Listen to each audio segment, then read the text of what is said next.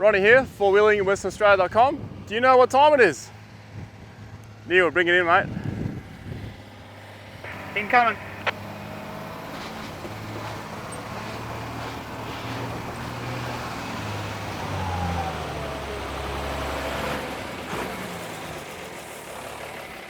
It's Unimog time.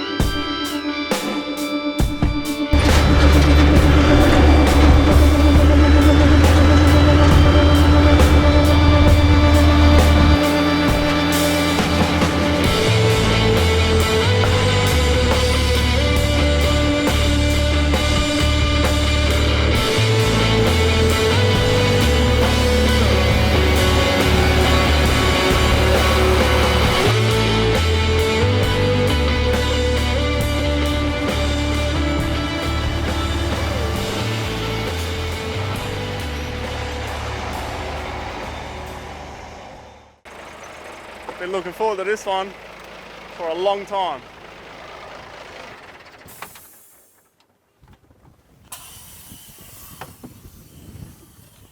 G'day Neil. Hey Ronnie, how are you? Good mate. Good to see this rig. Yeah. And you. Yeah, fair enough. Awesome. I've been waiting for this for a while. And some of the audience have been waiting for this for a while too. Excellent. So just to start off with then, now I know a bit about it because we've spoken about it before. Yep.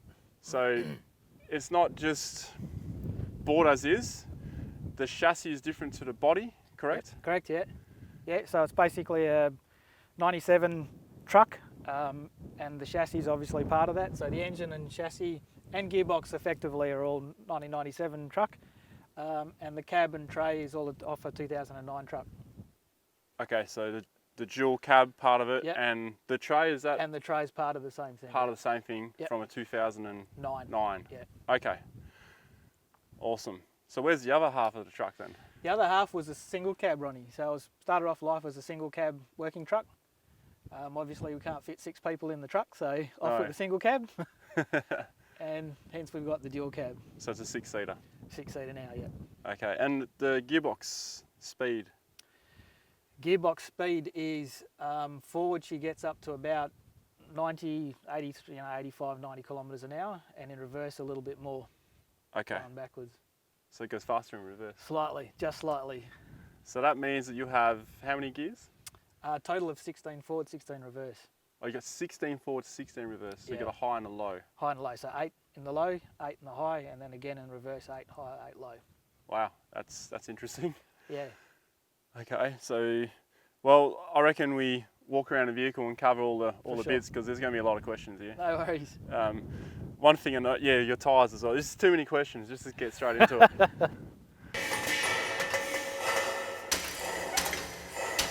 So now to bar work and exterior. So a little bit of a variant here because there's a lot of different stuff going on with this Unimog truck. It's a proper truck. It's a proper truck, yeah. Okay. That's a big bar. Yeah, it's a big bar, mate. It's about, there's probably about a tonne sitting there, maybe a little bit less sitting on there. So it comes off in 2 sections. There's a section here and a section there, basically. And she needs a bit of lifting power to get it off. So, and there's a separate bar through the middle here, Ronnie, that separates the two. Oh, really? Halves. Yeah, so once we take this off, then I can tilt the cab all the way. Oh, so this is, yeah, okay. Yeah, there's 2 bolts at the back. Yeah, right. That's 4 inches though. 4-inch bar, yeah. That's big. It's a big bar. Animal strikes, they will more go under. Pretty much go under on it, yeah. It's not too much of an issue. It's only with the bigger animals, your cows and that sort of stuff. You know, I suppose top speed at 80 kilometres per hour, you get a chance to stop. you pretty much get a good chance to stop, yeah. And they get a chance to move out of the way too. Yeah. So it's not too much of an issue. I suppose, I mean, you need it in case something just comes out then. And that's right. When you're Can't stop going that. through heavy vegetation, you can't see anything coming Or from that. the side. Yeah. It just comes out at you. Yeah. That's a big winch. It's a big winch. So she's a mechanically operated winch. It's operated off the motor from the power takeoff. So we've got the mechanical winch here. It's a 12,000 pounder with about, I think it's 45 metres of rope on a 13mm wire rope. Oh, that's some thick It's a heavy cable, rope. isn't it? Yeah, it's a heavy rope. Heavy cable. Big D shackles too? Or Big bow D shackles, yeah. The shackles, the bow shackles are there. 6.5 tonne. 6.5 tonne rated. So Yeah, not quite the weight of the vehicle, but between two of them you can. So 12,000 pounds, I mean, I can already hear some people questioning the size of the winch for this vehicle, but you've used it? Not on this particular vehicle, but they are a self-assist, so they have to be used with the motor. So you would be in drive normally when you're using the winch, because you'd use the power takeoff, so you'd engage your drive whilst you're pulling as well. Okay, so it's more of a mechanical thing happening here. Correct. So had it been an electrical winch, you'd obviously need a bigger one. A bigger one, because you've got no mechanical power. Maybe So, cooking a battery too. absolutely, absolutely. Okay, underneath you have is this part of the actual Unimog? It's part of the MOG, yeah, so that's been added on, the shunt bar's been added onto it, just simply for shunting stuff around, you know what I mean, if you, with trailers and that sort of stuff. Pushing a boat in. Pushing boats or whatever, yeah, you can put a bar off there and shunt from there. But the protection plate's standard. Oh, that's standard. Yep. Plus this is welded on. That's been tacked on it. The old Shuri, she hasn't done much work, hasn't done much work at all. It's a hangover from previous vehicles, to be honest, but we haven't really needed it with this one, so it hasn't been too much of a problem. Okay, so is this your second Unimog then? Or? No, I've had Land Cruisers Land prior Cruisers? to this, yeah. So this has come off previous Land Cruisers. Aha, yeah. Yeah. So the Unimog's just a little step up, eh? A little step up, yes, yes. A bit more fit for purpose. I liked your protection for the lights here as well. Yeah, the lights they're not cheap lights, they're LED headlights. So we put a bit of protection across them. You know what, let's just cover lights here as well, eh? Sure. Because we're here. Yep. And I've noticed all your lights are pretty much on the bar. There's nothing up higher, probably because there's no point in having it up there on this height vehicle. You can imagine, Ronnie, as far as height goes, she's quite high up now. The spotties are quite high up as it is. Even the headlights are quite high up compared to a normal vehicle, so it's not too much of an issue. Hence why you dropped them down then, or is this? They're actually, that's the standard height. That's the standard height? Yeah, where the headlights would normally live. Pretty good light? They're very bright looking at them, but from inside the truck they're not great. And I think most of the problem is because the height that they're at, they want to throw close in. When you start throwing far, they're not great. So that's where these come in? These are really, really good lights. So these are the Hella Predators. I've got 2 pencil beams and 2 spread beams. Halogen? HID. Oh, they're HID? They're HIDs. Okay. So they're 35 watt lights. Obviously truck's running 24 volt, so there's only like an amp each. Oh really? That's it. It's 24 volt? 24 volt truck, yeah. Interesting. Right, we'll get to your battery in that a bit later. Sure. And it's probably not even in the engine bay, is it? No, we'll get to that. She's not there.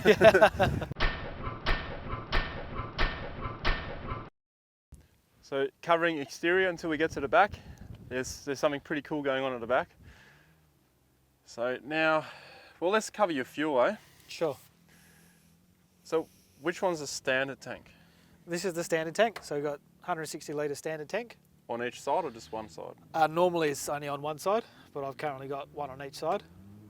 Yep. So there's 260 litre tanks, and then we've also added two 300 litre tanks. So there's a 300 litre tank each side as well, so total There's a about 300 litre tank each side? each side, yeah. So we're carrying about, theoretically about 920 litres of fuel. 920 litres of fuel? Yep. I thought 302 litres was a lot. Probably gets you the same distance though. So this will take us about 3,500 k's 3,500 k's. Okay. on the tanks. Do you know what that works out to in litres per 100? It's about 25 to 27 litres per 100. Well, that's not too bad. I mean, not bad. considering the It's size, not- the weight, Yeah, absolutely. that's a lot of fuel. It's a lot of fuel, yeah. I'd hate to fill this up at the top end. It's But- actually not too bad, Ronnie, because we can go to major cities. Like we'll go Perth to Broome in one hit. Broome you'll get decent price on fuel, and Okay. then Broome to Darwin one hit. Yeah. So it's not too bad. When you put it that way, it's all right. But It's you, all right, if yeah. you have to fill up somewhere, you only put in what you need to, I take it. Yeah, it's basically the size of it. Yeah. Yeah, just enough to get it going. Is this the standard smokestack? No, this one's been changed. So the whole muffler and stack has been changed to a stainless steel 3.5 inch mandrel bent. Nice 3.5 inch. Yep. So the original exhaust was a big exhaust muffler that used to sit here. The new one is intact inside. Is all encased inside the stack. And this heat shielder you put on as well? Just a heat shield, yeah. Basically, as people are getting in and out of here, you don't want them getting burnt on the Oh, your kids coming in and out. in and out. Yeah, you don't want to get burnt on the exhaust stack. Toolbox. So yeah, so there's a toolbox basically on the front of the tray. It's been attached to the front of the tray with a drawer on both sides. So this drawer's slightly bigger than the other drawer, and it draws out on both sides. So what do you keep on this side? Typically, we've got light like camping chairs and that sort of stuff inside here, and all my tools and stuff are on the far side. Jacks and tools and that sort of stuff I keep Okay. on the far side. This thing here. Brake, so that's the brake. So you Oh, got yeah, your air brakes. air brakes, yeah. So it changes from an air brake to a hydraulic. So it goes to hydraulic discs all round, but it comes air up to this point and then changes to hydraulic. Okay, so there's air-driven hydraulics. Air-driven hydraulics, correct. Toolbox on the back. A decent sized toolbox, Ronnie. Give you a little look inside. Big enough to get a milk crate in. Ooh. Looks like about 100 litre space there. Yeah, it's a good space. This particular side is wrapped around an air tank, so it's a little bit smaller, but the other side's full size. That's not your camping chair, is it? Can be. It's all sorts of things, this guy. So yeah. Now the back of the vehicle, or the back of the truck, we have a mighty winch here. Yeah, so this one's the electric winch, Ronnie. It's a 17,000 pound winch, Runva. Runva winch, yeah. So that's hanging straight off the batteries. So if we do get a mechanical failure and we're heading in the wrong direction, we can pull out backwards. Pull out backwards. So yeah, so it's got the options there for it. So a few more big recovery points A here. few more big recovery points, yeah, absolutely. 24 volt plug there. Power for outlet. Trailer. Yeah, trailer, or even when we used to get power into the back of here for the fridge, and just loop it straight up. Do you tow anything? Not at the moment, other than a normal trailer, because we can get a normal trailer in the back there. That'll look funny. It Normal does, trailer. yeah. It's still pretty high, so it's not quite right for the trailer itself, but it Yeah. works. In case you're wondering about the noise in the background, there's some noisy bike riders around here at the Lancelin Sand Dunes, as you probably already figured it out if you recognise the place. So rear bumper assembly, I mean, this is This has all been customed, so they're fiberglass wings on the side. oh, they're fiberglass. They're fiberglass wings to the side, yeah. And then it's all metal from here right through the back here. behind it. Yeah. Yeah. Okay. So it's all bolted straight up to the chassis bars behind it. Rear camera. Rear camera, You yeah, need that's that though, eh? yeah, that's the rear vision mirror. Okay. You really need that.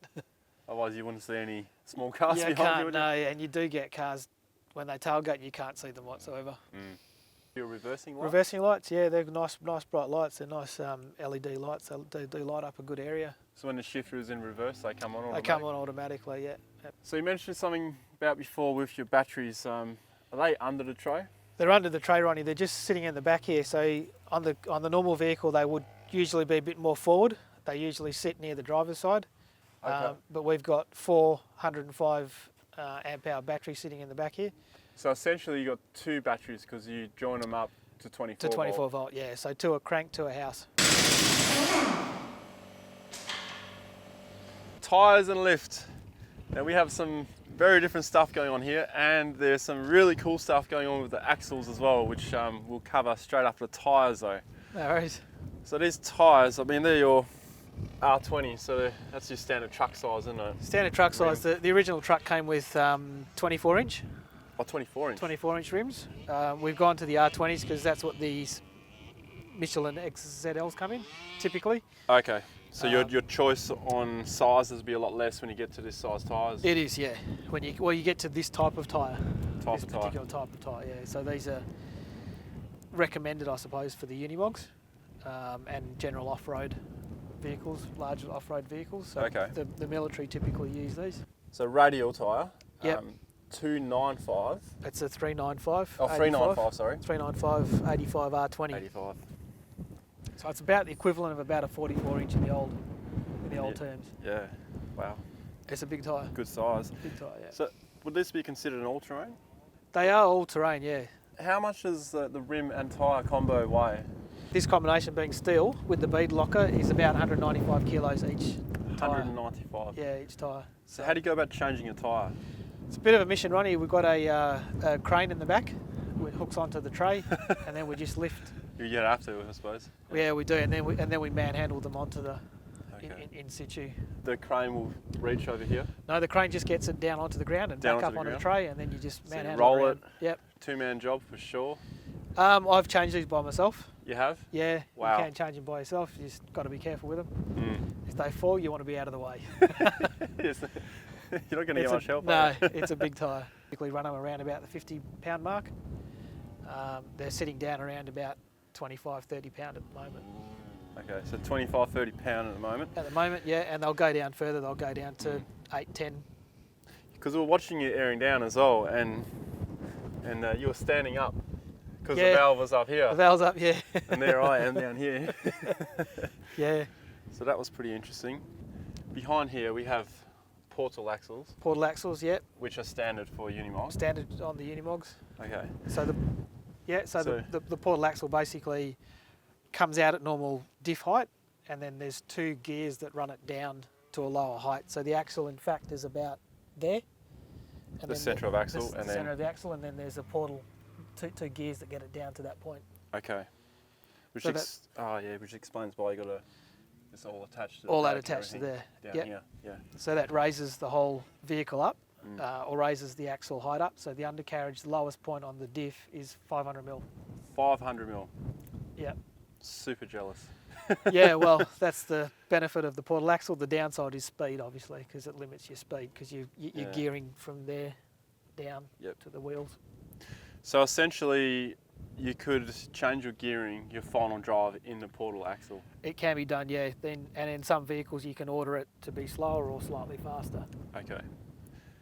Alright, so in case you're wondering what I'm talking about, the final gear on most vehicles is in your diff centre.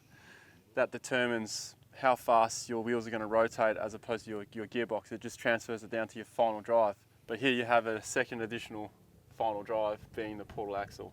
Correct, yeah. Yeah. So with these trucks, you've got your gear ratios, then you've got your diff ratios, then you've got your axle ratios. Axle ratios, yeah. So essentially, I mean, the reason for the portal axle is just to get the extra clearance. Just to get the extra clearance, yep. So Correct. wheel travel wise, I mean, we've got a lot of space here. Yep. Does it go the whole way? Definitely on the rears, it's gone the whole way. With the fronts, probably come within about 50 mil of the front. Okay, so there's pretty good wheel travel. There's eh? pretty good wheel travel on them. That's a serious spring you got here. Like. Yeah, so the coil springs all round, which is really good for suspension. There's no So your rear leaf. coils as well. Rear coils as well. So a lot of travel on the spring and a lot of suspension movement on it. Serious shocks there as well, pretty long. Yeah, they're all standard shocks. They're standard shocks all round. You can change them to gas or nitros and that sort of stuff. Excellent. Anything else about the lift and the driveline that we're missing?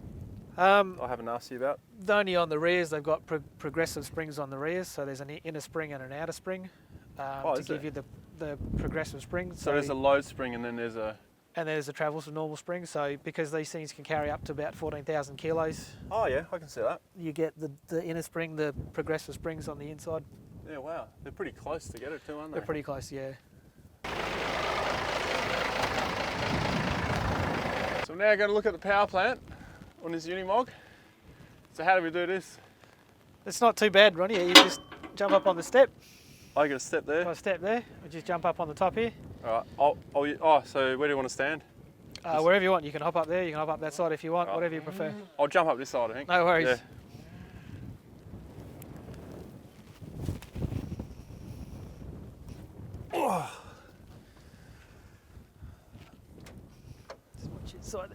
Yep.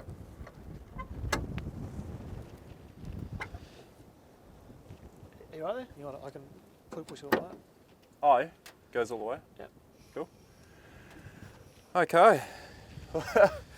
That is a decent sized airbox. That's the airbox, yeah, so it's good. Comes off the snorkel, obviously. That whole thing, as you got your hand on, is the filter, and then she goes into the intercooler, obviously, in the front here of the radiator.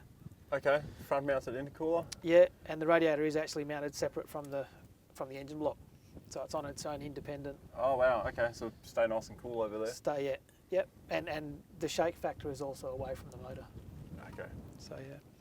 Yeah, so it can actually fit in there too. Yep. So what is it? How many? So it's a 6-cylinder, 6-litre turbocharged engine. 6 diesel. 6 litre. Wow. Okay. Yep. And turbo. Do you know what boost pound it runs when you're driving? Not 100% sure on that one. Not Okay. 100% sure. But it's just have you done any mods to the No, engine? it's a stock motor. Stock as it goes. Stock Yeah. motor, yeah. Keep it reliable. It does, yeah. It does keep it very, very reliable. Is that thing a big aircon unit over there? This is just air intake for the cab. Oh, it's air intake for the cab. Okay. Yeah. Yep. The air compressor sitting down the front there. That's a single pot. Oh, this thing down here. Yep, is the compressor. So that's serving the truck at about 18 bar pressure. Oh, it's sucking air through the air. Through the air cleaner, yeah. It serves 18 bar down to the pressure transduce, the pressure reduces. And then 18 it drops bar. it down to about 9.5 bar for the brakes. And then the service is about 9 bar as well. I'll put the conversion on there so we can see it in PSI. Yeah, but that's I'm pretty sure it's a fair bit of PSI. It's a fair bit of pressure. So normal trucks run about 12 bar, and then they run down to about 7 bar for the brakes. And this thing's running 18 bar, as I said. So. 18 bar, but it goes down to 7 for the brakes here as well. The trailer goes to 7, but the brakes go down to 9.5. Oh yeah, and then it passes on to hydraulic. To the hydraulics after that. Okay. How do you work on the engine here, like? So this front comes out, Ronnie. Oh, the whole front. This front section comes out, and then it gives you pretty good access. Usually I've got a 6-foot ladder that I'll put at the front here, and I can access pretty much everything. But you can stand, once this is out the way, you can kind of stand inside the bar work here. Oh, and you got a nice seat here. It's as well. a nice seat as well, yeah. So it works out well. Talk about trays. That's a big tray. It's a decent tray. Yeah, definitely a decent sized tray. How do we get up? It's pretty easy, mate. Just pull that side down for me. Just drop it down. And this is where the famous chair comes in handy.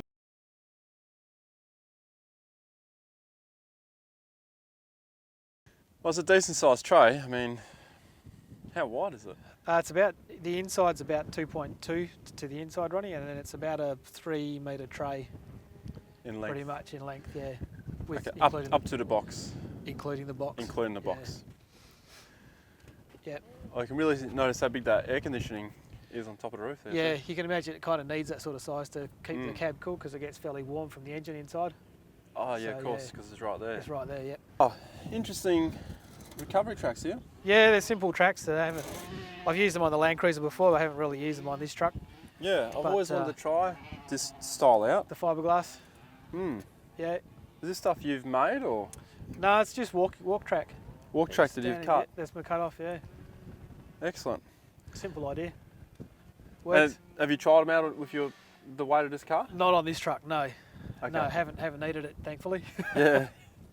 You probably, I mean, these are decent size. These are bigger than your average recovery track, so you probably need something like this for this vehicle, Correct, wouldn't you? yeah. Yeah, well, although the Max tracks have been used. Yeah? Max tracks? Yeah, they use the Max tracks, yeah. Cool. Well, that's got to say something about Max tracks, isn't it? Yeah, it's, absolutely, absolutely. There's a few other recovery boards out there I wouldn't recommend you drive on. I know the Max tracks have been tried, Ronnie. I don't know about the other ones that are out there. We've snapped others. Have you? With just lighter vehicles. Yeah, so okay, yeah. I can just imagine what this would do. Well, yeah, mince it. Yeah, for sure. So there's another 190 kilos there? Yeah, that's where the spare tyre's carried at the moment.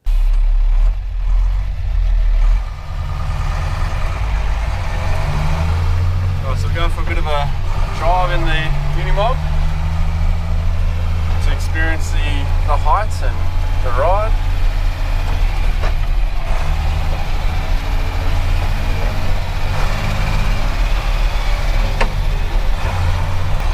Wow, got a fair bit of go to it, eh?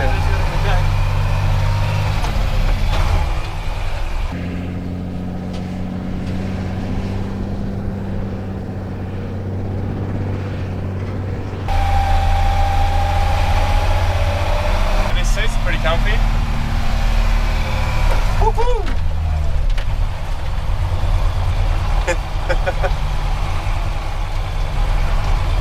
Good approach angle. Yeah. About 50 degrees or something.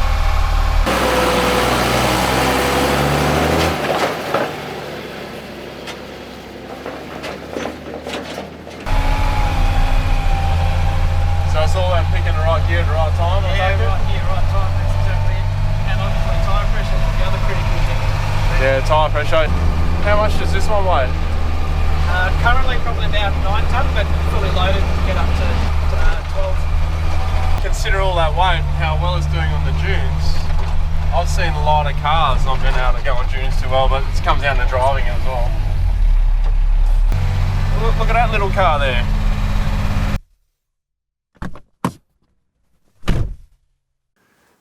So we're inside the cab of a Unimog, as you can probably tell. And this seat. Air suspension. Air ride seats, yeah, good seats. All air ride. That's cool. So when you go over bumps, you've got your tyres first, then you got your suspension, and then you got your seats now taken. Yep, taken up then. So we're pretty comfortable then. Pretty comfortable. I think the first thing we're going to cover in here are all this gear diagram here and all these levers. Sure. So let's start with this. The gears? Yeah. Okay, so basically every time you change your gear, you can see what gear you're in, so the light comes up for that gate. Okay. So you can see which gear you're in. With the gearing, you've got your main stick, you've got your forward reverse sticks. Oh, because you got 16 gears in forward 16 gears in reverse. Yep.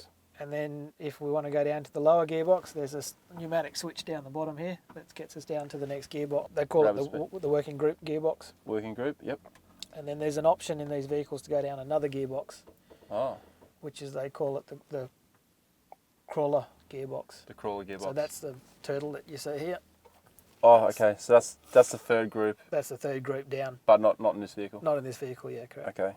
So you got the bunny rabbit. Yep, which is normal road speed, yeah.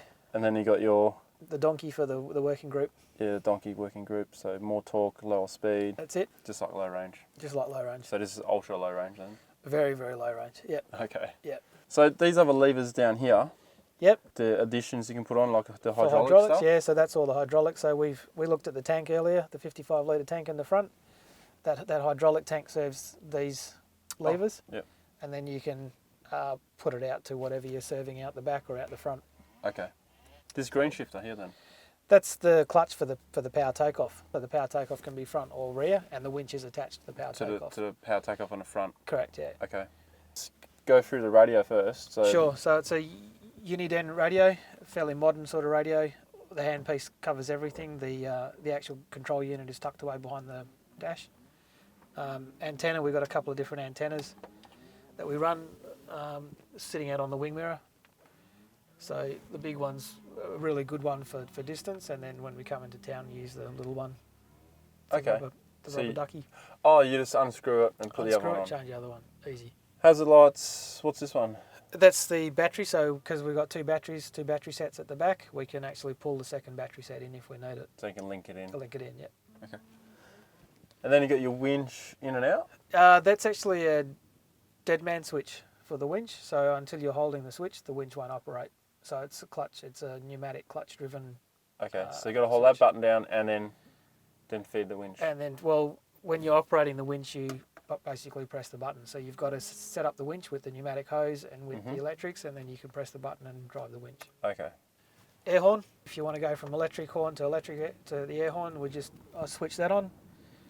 This guy here is for the tank, so I can switch from left side to the right side of the tanks. So all your tanks that are on the right are on one? Are on one. So it actually uses the two 300 litre tanks. So the other two tanks have to be fed into the 300 litre tank. Okay.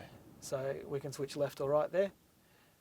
This one is to override, so when we've got no ignition on, we can switch that on and then bring the radio and the two-way on. So I can leave so both your radio and the two-way. Two-way come on, so I can leave the ignition out, and if we're pulled up somewhere, I can just turn on the radio so I can listen out for anything going on. And then if you've got a flat battery, you can link a battery. Link it back straight over, yeah, absolutely. Aircon, bring the aircon in. This one's for the exhaust brake, so you can switch the exhaust brake off. You can isolate the exhaust brake if you're going through towns. Switches over here? Switch over here, we've got headlights and park lights, and then the spotlights. So the spotlights, I've got 2 switches for the pencil beams and the spread beams, so I can engage them, I can bring them on separately. That's a pretty good idea. Yeah, a lot of people just have them all switched on one. And yeah, then they can't even tell which light. Which lights come on, yeah, because I use the spread beams around heavy vegetation and the pencil beams for distance. So depending on where we're at. And what you're driving, what we're speed you're driving doing. Yeah. We spoke earlier about the interior of the vehicle, because we're talking about a 2009 cab and that. The back seat, you mentioned something. The back seat, you had to get it ADR approved, or we didn't really quite get down to what it was. When we had to put her over the pits, Ronnie, it turns out that the seat was 40 mil shorter than it needed to be, even though when it came out of Germany, it's licensed for 4 people. But in Australia, we had to add 40 mil to the rear seat to make it compliant to have it licensed as a 6-seater.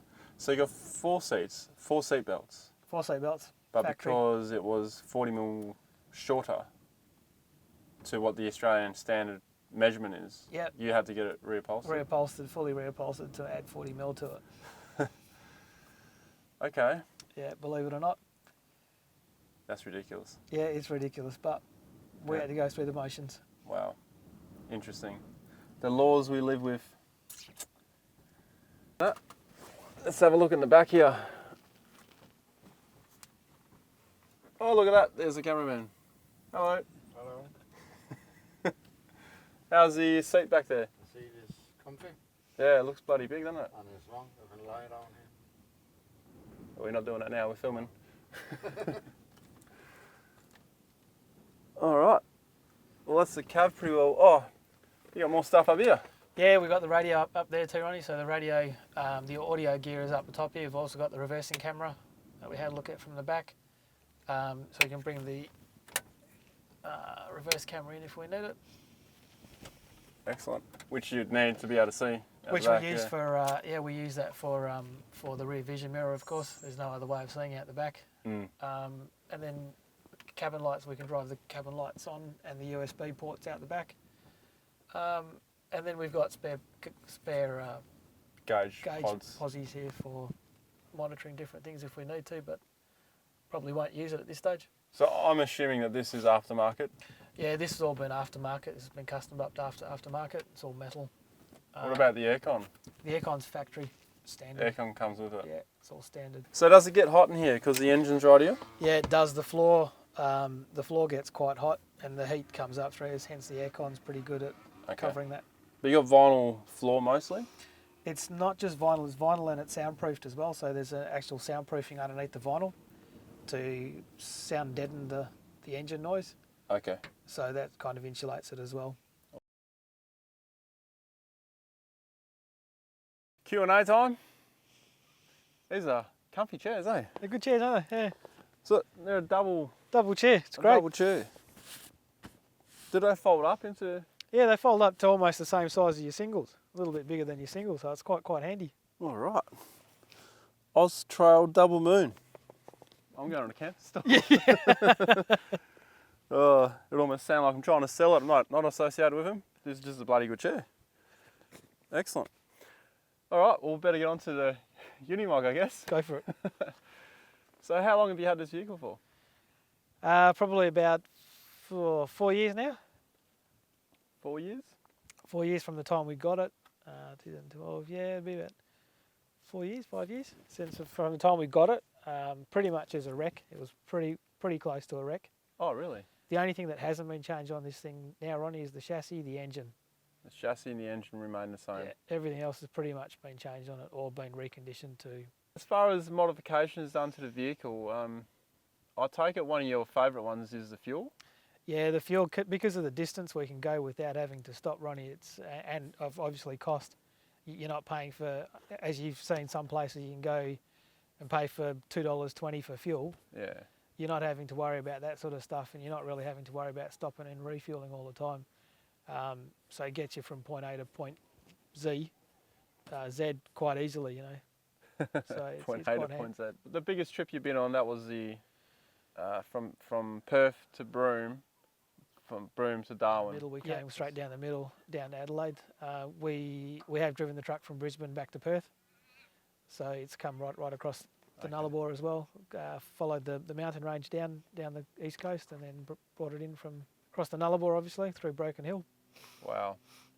So for people watching overseas, just to understand the vast distances that is, I mean, from here to Broome, was that 3,000 kilometres? Yeah, about 3,000 kilometres, yep. Pretty much? Yep. And then from Broome to Darwin is...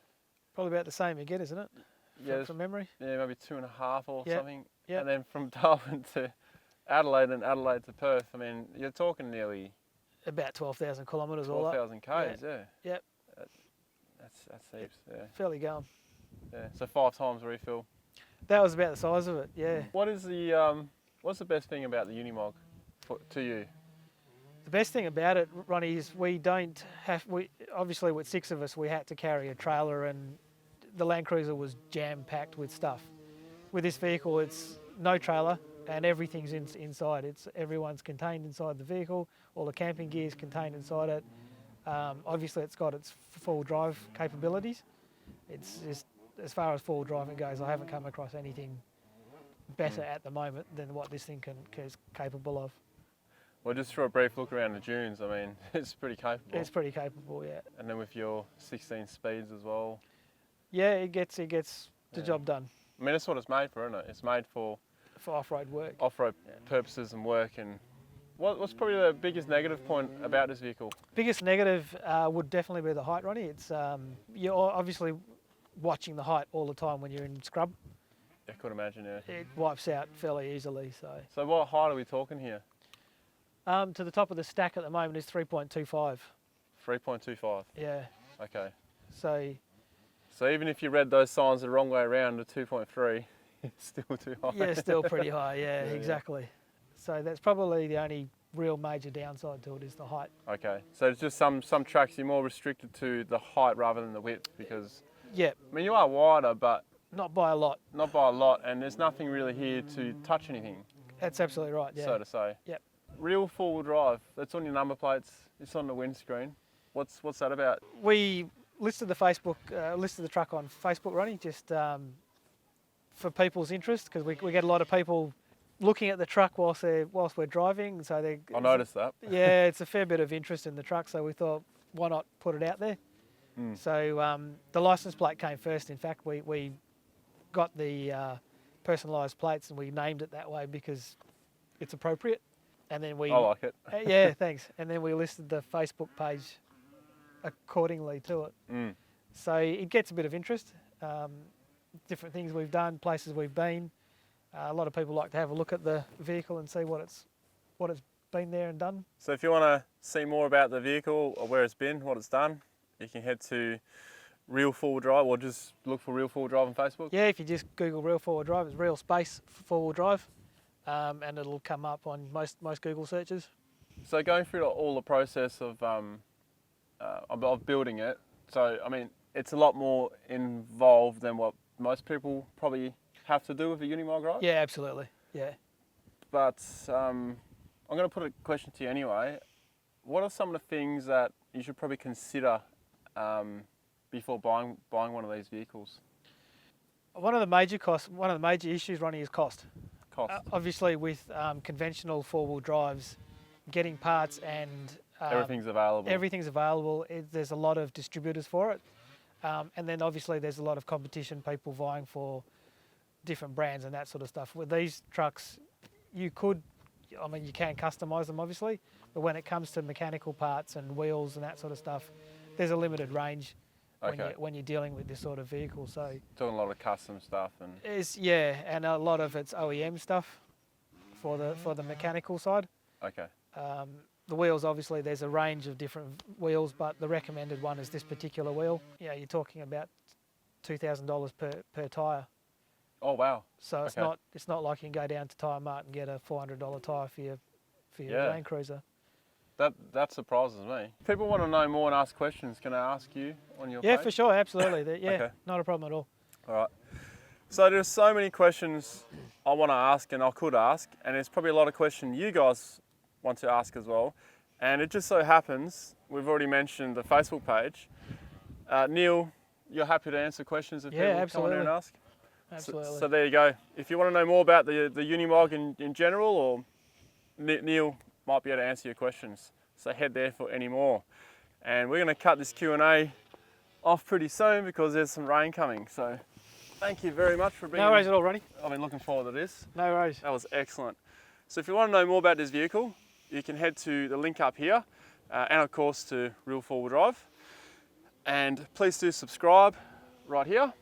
If you'd like to support the creation of content like this, you can head to patreon.com/RonnieDale, and I'll see you in the next video.